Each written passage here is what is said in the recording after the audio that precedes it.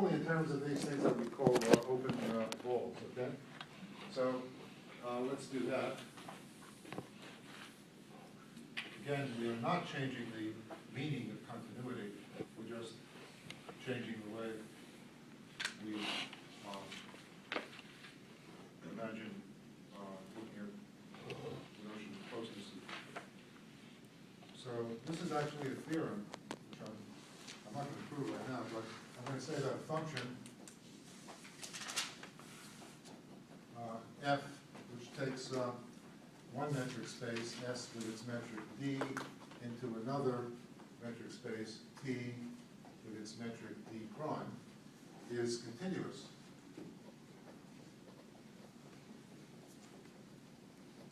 Okay, so it's another definition of continuity. At a point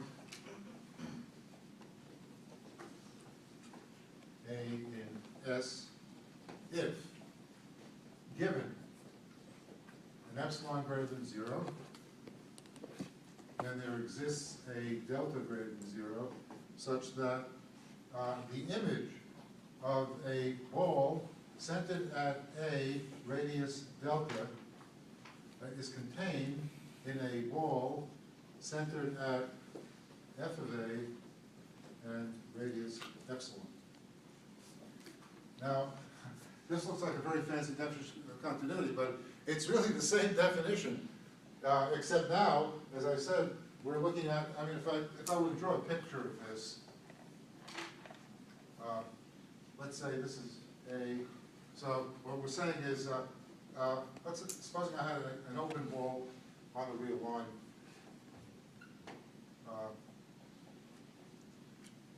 This open ball centered at A, radius delta, used to be an interval of radius delta around A, okay? So it's, this is radius delta. So what we're saying is, if under the mapping, the image of points in this open ball lies in some, let's say this is A, and let's say this is F of A. And so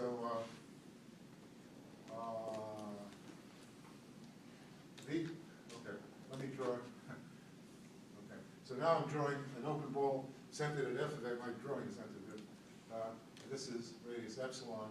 So this is an open ball centered at F of A, radius epsilon. This is an open ball centered at A, radius delta. So what we're saying is that points in here are contained in, so we're saying the same thing with different clothes.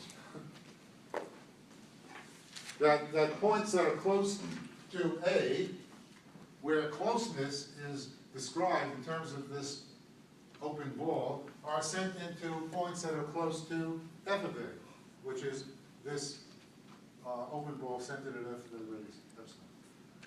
I have a question about your notation. What is the F for the open ball centered at A, radius delta, and what does that F stand for? Well, this is the image. Remember, we have a mapping of, okay? So the image of these points is contained in,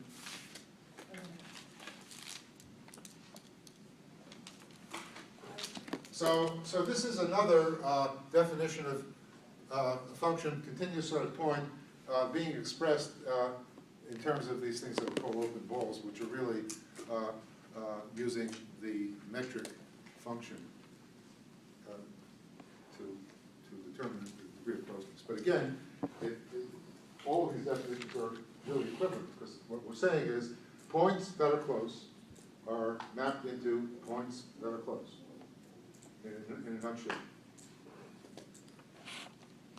We don't define nutshell.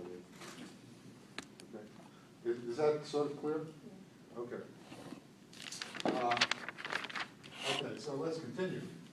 So now, as if it weren't enough that we had metric, we have open balls, we need more vocabulary. We need something called a neighborhood. Okay? And so, what is a neighborhood? Guess what? We're then going to define continuity in terms of neighborhoods. Okay? But once we get to neighborhoods, we're getting close to topological description of continuity, which is what we're headed for. So, next I have to define what do I mean by neighborhood. Can I erase this? Everyone got this?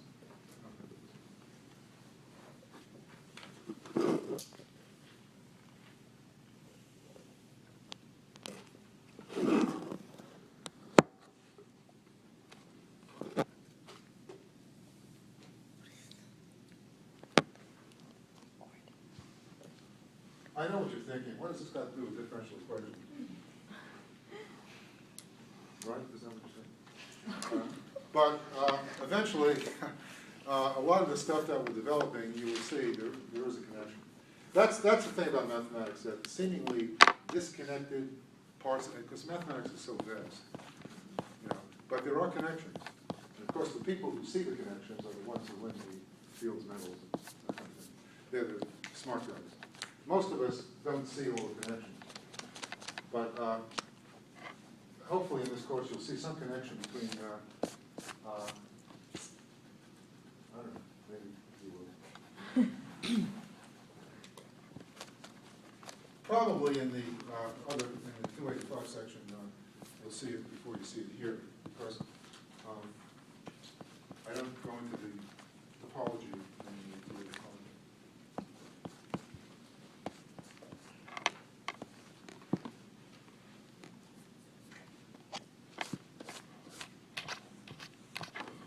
All right, I want to define something called a neighborhood. And we don't call it a hood either. Okay. They did that in the sociology courses. So here we go. Definition. Given a metric space, S with its metric function B, okay, a metric space.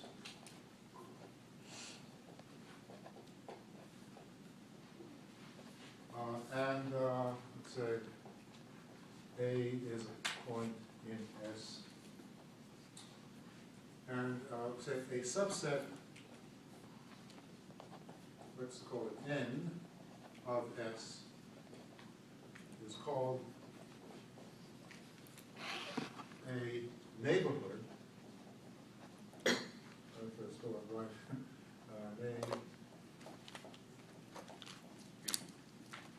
Neighborhood of A. If there exists a delta greater than 0 such that N contains an open ball around A radius delta.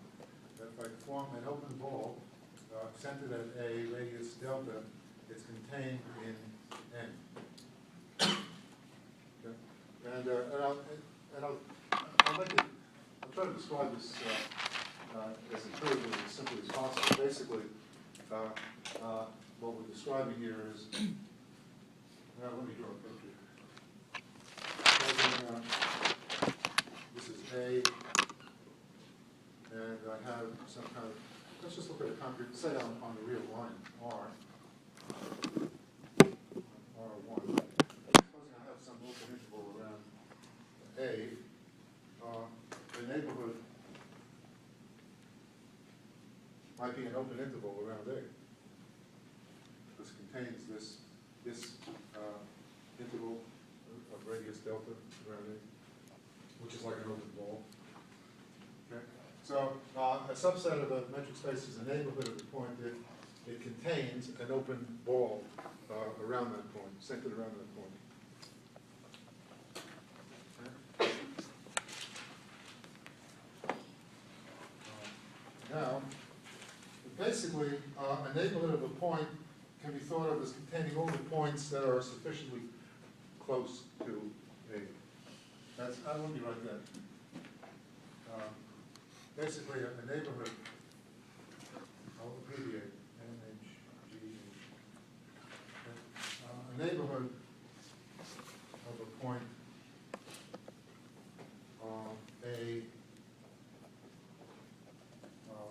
space may be thought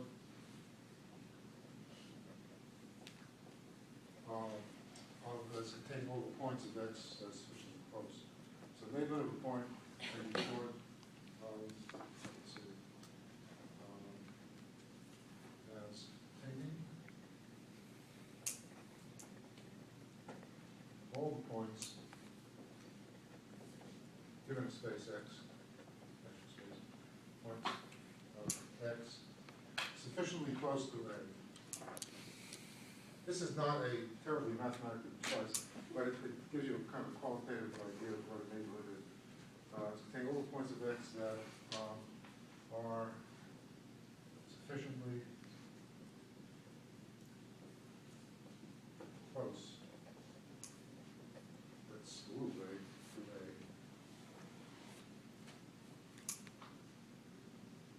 Okay. Actually, from this definition, an open ball around A is a neighborhood. Right? I mean, this, since an open ball centered at A, radius delta, is a subset of itself, if you will. Subspace of itself. Okay, so we can say that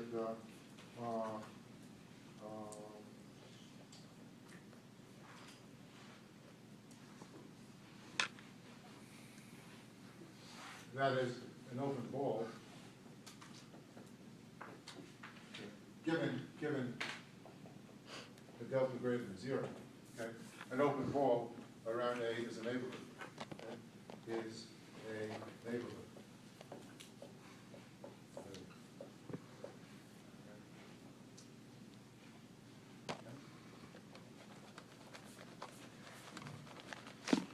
Now, since the underlying theme of all of this is to characterize or define continuity at a point in different ways, the next thing I'm going to do is to give a fourth definition of a function being continuous at a point using, guess what?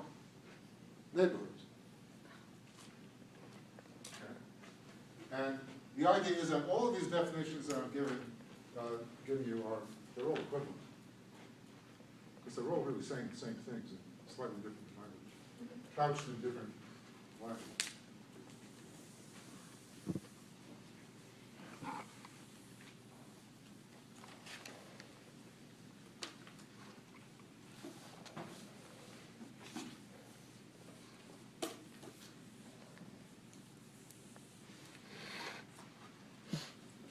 So let's give another definition now.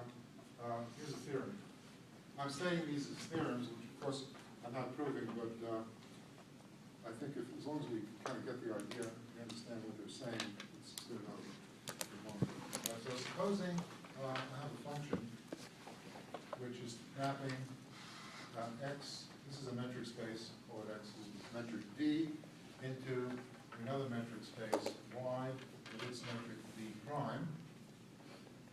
Then f is continuous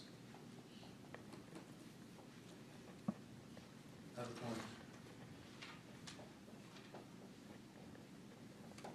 A in x, if and only if, for every neighborhood,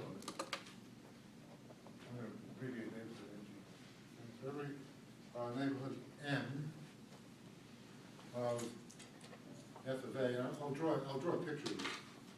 There exists a corresponding neighborhood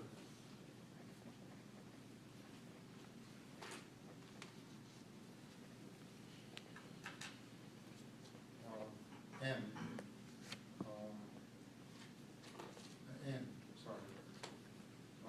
Of A.